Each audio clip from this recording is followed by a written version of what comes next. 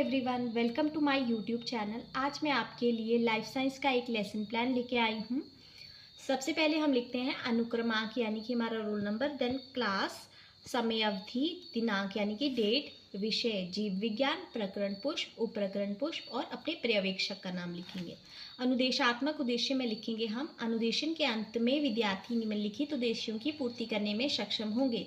पहला, पुष्प को परिभाषित करने में, पुष्प के विभिन्न भागों को वर्गीकृत करने में, स्त्रीकेसर और पुंकेसर के मध्य अंतर स्पष्ट करने में, स्त्रीकेसर की व्याख्या करने में। इसके बाद हम लिखते हैं हमारे टीचिंग लर्निंग मटेरियल क्या यूज़ कर रहे हैं हम, यानी कि विशिष्ट शिक्षण सामग्री, चार्ट, पूर्व ज्ञान परीक्षण यानी कि पीके टेस्टिंग। सबसे पहला क्वेश्चन हम बच्चे से पूछेंगे, मनुष्य को जीवित रहने के लिए क्या क्या आवश्यक है। बच्चा आंसर देगा जल, वायु, भोजन। भोजन हमें कहाँ से प्राप्त होता है। बच्चा आंसर देगा पौधों और जीव जंतुओं से। पौधों का सबसे आकर्षित कर देने वाला भाग का नाम बताइए। विद्यार्थी उत्तर देने में असमर्थ। यहाँ से हम अपना चैप्टर को इंट्रोड्यूस करेंगे, अपने टॉपिक को। उपप्रकरण उद्घोषणा करेंगे। पौधे का सबसे आकर्षित करने वाला भाग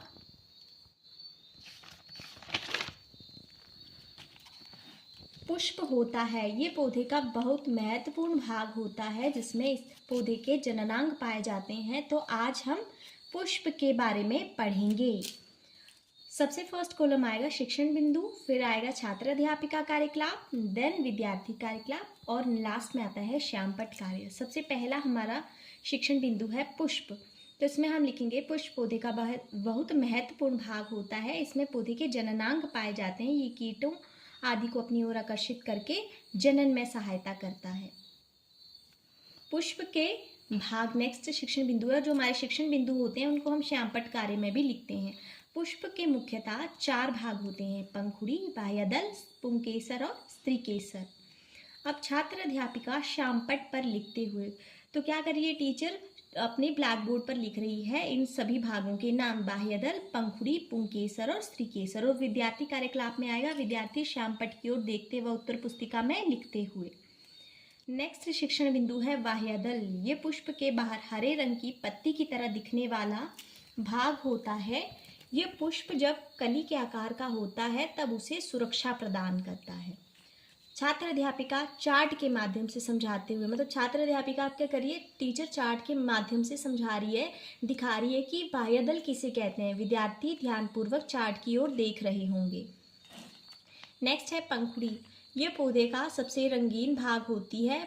पुष्प में पंखुड़ी कीटों और तितलियों को अपनी ओर आकर्षित करके परागण की प्रक्रिया में मदद करती है।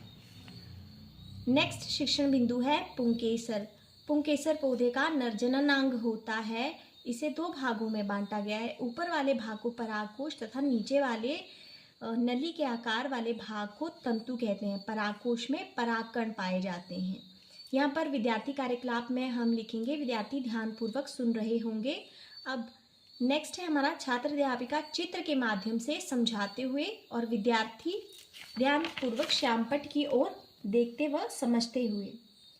तो यहाँ पर जो है, जो हमारी टीचर है वो क्या करेगी, यहाँ पर ब्लैक बोर्ड में इसकी डायग्राम ड्रॉ करके बताएगी कि ये जो है इसको हम कहते हैं परागकोश, ऊपर वाले भाग को, और नीचे वाले भाग को हम तंतु कहते हैं। नेक्स्ट है स्त्रीकेसर। स्त्रीकेसर पुष्प का मादा जननांग होता है। इसे 3 भागों में बांटा गया है, वर्तिका, वर्तिकाग्र, अंडाशय। अब छात्र अध्यापिका चित्र के माध्यम से समझाते हुए विद्यार्थी श्यामपट्ट की ओर देखते व समझते हुए। यहाँ पर छात्र अध्यापिका बताएगी कि जो ऊपर वाला भाग है वह वर्तिकाग्र है, नीचे वाला भाग वर्तिका है और सबसे नीचे जो फूला हुआ भाग होता है उसे अंडाशय कहते हैं। इसको टीचर ने एक्सप्लेन कर दिया है। अब नेक्स्ट शिक्षण बिंदु है स्त्रीकेसर और पुंकेसर में अंतर। स्त्रीकेसर तथा पुंकेसर, यह पौधे का मादा जनन अंग होता है। पुंकेसर क्या होता है, नर जनन भाग होता है। इसके स्त्रीकेसर के 3 भाग होते हैं, वर्तिकाग्र, वर्तिका और अंडाशय, जबकि पुंकेसर के 2 भाग हैं, परागकोश एवं तंतु। यहाँ पर जो है हमारा चैप्टर, यहाँ पर जो है हमारा टॉपिक खत्म हो जाएगा। अब हम करेंगे रिकैप्चुलेशन यानी कि पुनरावृत्ति। तो प्रिय विद्यार्थियों, आज हमने पुष्प तथा पुष्प के विभिन्न भागों के बारे में विस्तार पूर्वक पढ़ा। नेक्स्ट हम लोग करेंगे इवैल्यूएशन। सबसे पहले हम प्रश्न पूछेंगे, पुष्प को परिभाषित कीजिए। सेकंड क्वेश्चन है, पुष्प के विभिन्न भागों के नाम बताइए।